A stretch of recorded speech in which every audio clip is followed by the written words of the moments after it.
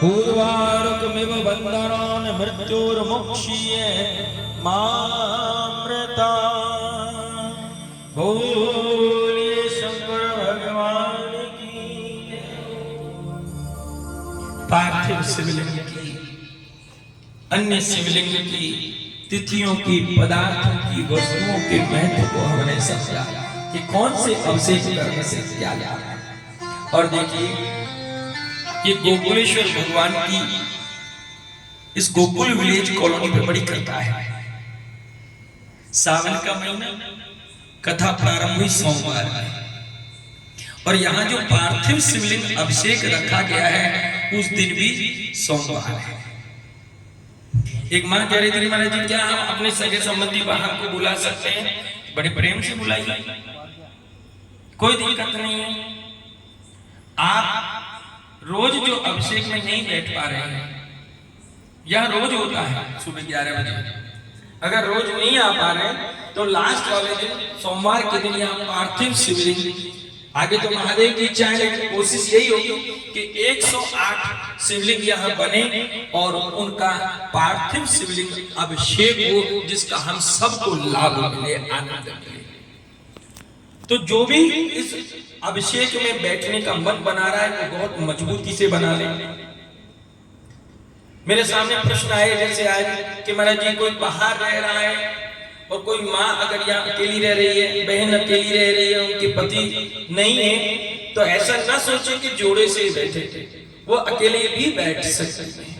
उसका विधान है कि अगर आप अकेले बैठ रही हैं तो आप अपने पल्लू में सुपारी बांध करके आप उस कमी की पूर्ति कर सकते हैं।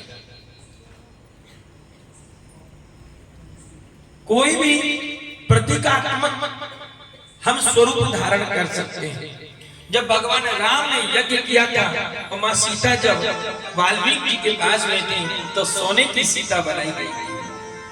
जब श्वेतबंध रामेश्वर भगवान महादेव की स्थापना हुई तो मां जानकी लंका में थी, रावण यजमान बना था,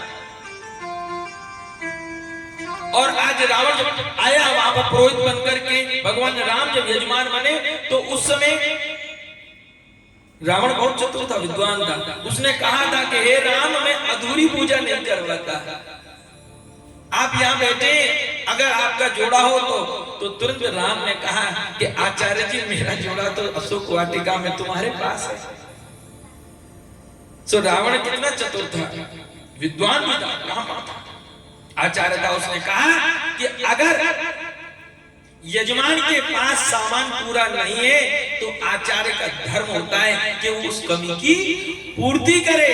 तो मैं यजमान अधूरी पूजा नहीं कराता। सो लखन की ओर देखा और कहा, लक्ष्मण जाओ, तुम्हारी भाभी जानकी रथ में बैठी है, उन्हें बुला के ले आओ। पूजा कराई और फिर जानकी को लेकर के गए। प्रतीकात्मक अगर नहीं है तो ज्यादा चिंता करने की आवश्यकता नहीं है, आप सुपारी बांध करके बैठ सकते हैं। अब बाबा बहुत से बोलेंगे कि हमें और हमारी मैडम अगर कोई स्कूल में पढ़ा रही है तो हम क्या करें? कुछ भी हो सकता है भाई, ये घटना पुरुषों के साथ भी तो घट सकती है। तो उसके स्थान पर आप लोग सोने की कोई अंगूठी या ऐसा कोई छल्ला आप अपने पल्लू में बांधकर बैठ सकते हैं और आपको भी उस यज्ञ, उस अभिषेक को करने का लाभ मिल जाता है। इस बीच में अगर कोई मां बहन गर्भवती है तो उसे सुपारी नहीं बांधेगी, क्योंकि उसके गर्भ में शिशु है, वो वैसे ही दो ही,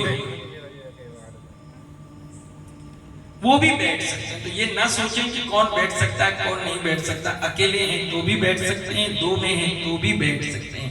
भगवान महादेव का ये अभिषेक है, इसमें किसी प्रकार का कोई संकोच करने की आवश्यकता नहीं है।